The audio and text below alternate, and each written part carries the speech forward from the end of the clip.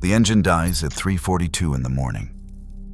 Before sunrise, it won't be the only one.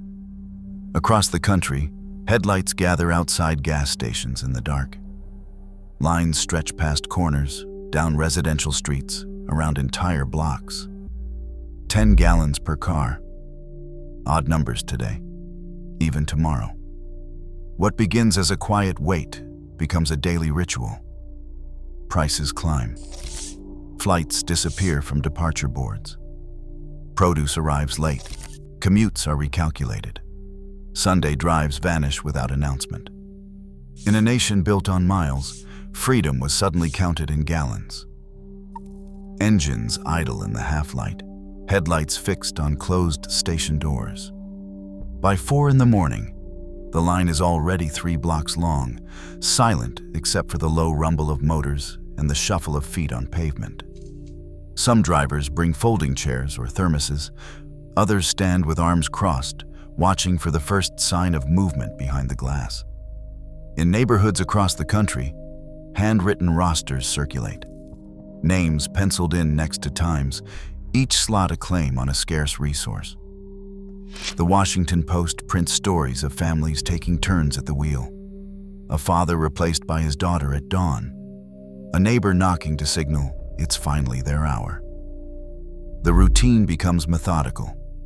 Fill the tank if you can. Leave enough for the next trip. Record the date and the gallons. The line does not move quickly, but no one leaves. Each person waits, measuring the distance to the pump and the uncertainty of what they'll find when the doors finally open. Scarcity is no longer a headline or a rumor. It lives in the quiet calculation of how much gas will get you through the week. By late June, the rules changed from informal to official. On June 21st, Washington, D.C. began enforcing odd-even rationing. License plates ending in odd numbers could buy gas only on odd days, and plates ending in even numbers could buy only on even days. The system was simple, but absolute. A calendar now decided who could drive and who would wait. Alongside this, the 10-gallon cap arrived. No matter how empty the tank, no one could purchase more than 10 gallons at a time. Major stations posted the rule at every pump. The arithmetic became personal. 10 gallons meant just enough for a week's commute or a single round trip to visit family. But not both. As prices climbed from 72 cents in January toward $1 by midsummer, every fill-up became a calculation. How far, how long, how much. Planners in households and businesses marked ration days on kitchen calendars and ledger books, counting gallons instead of miles. The uncertainty deepened. With no end date in sight and rumors of further restrictions, each new rule brought a quiet anxiety. How many weeks would this last, and what would give out first? Fuel, patience, or routine? In early 1979, a wave of Iranian oil field walkouts cut the flow of crude almost overnight. Refineries slowed as deliveries thinned, and tankers rerouted around the Persian Gulf, adding days to each voyage. By the end of April, United States crude stockpiles had dropped 7 to 8%, according to weekly bulletins from the Energy Information Administration. That shortfall meant a 15% reduction in the amount of oil running through American refineries by May. The effects arrived at street level in the form of hand-lettered "no fuel" signs taped to station doors and pumps draped in plastic. Station attendants watched their supply dwindle, waiting for trucks that might not come. One week a shipment would last 2 days. The next week it lasted only a few hours. The numbers were inescapable. Fewer barrels in storage, fewer gallons at the pump, and more drivers turned away empty. Scarcity became visible in every empty tank and every closed station, as the gap between routine and reality widened with each delayed delivery.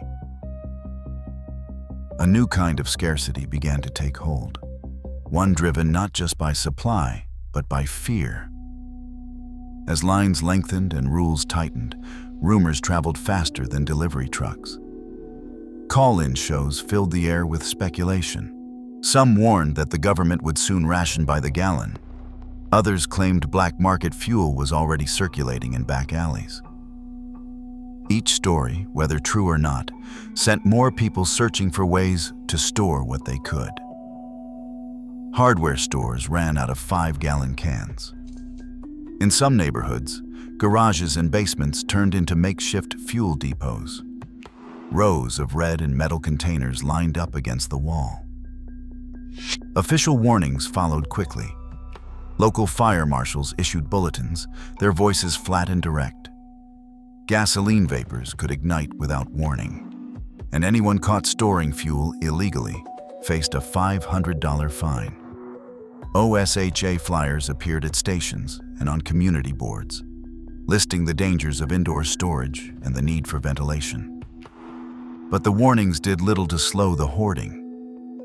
The loop fed itself. Each rumor of a shortage led to more stockpiling.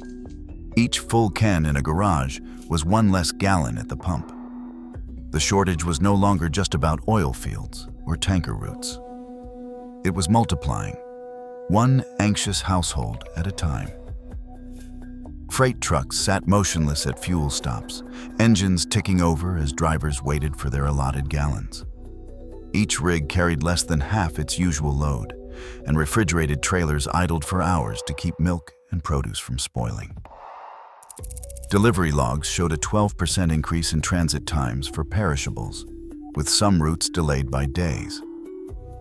By July, supermarket managers counted gaps where dairy and canned goods should have been. Stockouts for refrigerated items reached 23% in the worst weeks. Shoppers found empty spaces in the bread aisle and handwritten signs warning of late deliveries.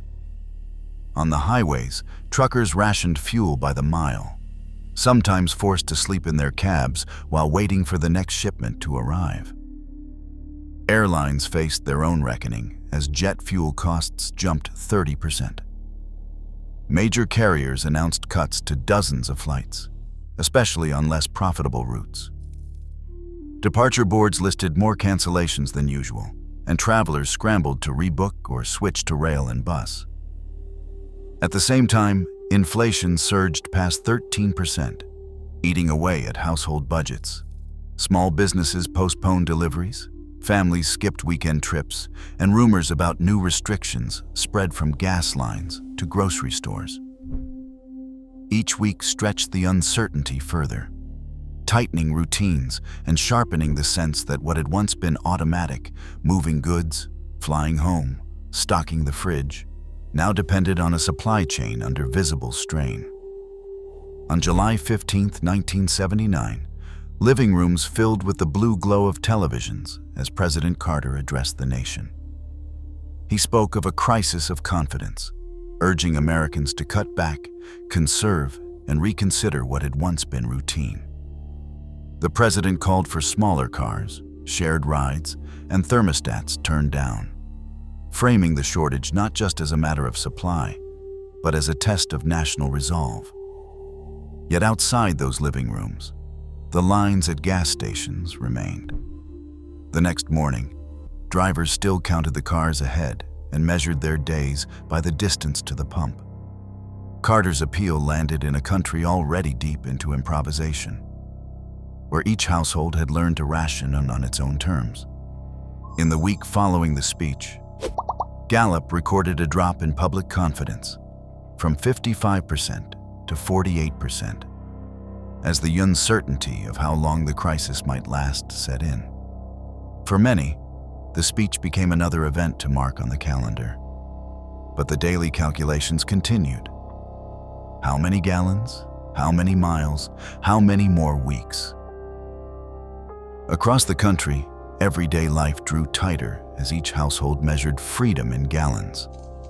Weekend drives that once offered escape became rare, replaced by careful calculations on whether a round trip was worth the fuel. National surveys from July recorded an average cut of 120 miles per week per driver. Commutes trimmed, errands combined, and leisure postponed. Teenagers, who once counted down to Friday night with keys in hand, now counted their cash and the fuel left in the tank, sometimes sharing rides or skipping outings altogether. Families marked off plans on kitchen calendars, circling which days the car could move and which would be spent at home. Small businesses weighed every delivery, sometimes turning down orders that would burn too much gas. The sense of spontaneity faded, replaced by a quiet arithmetic.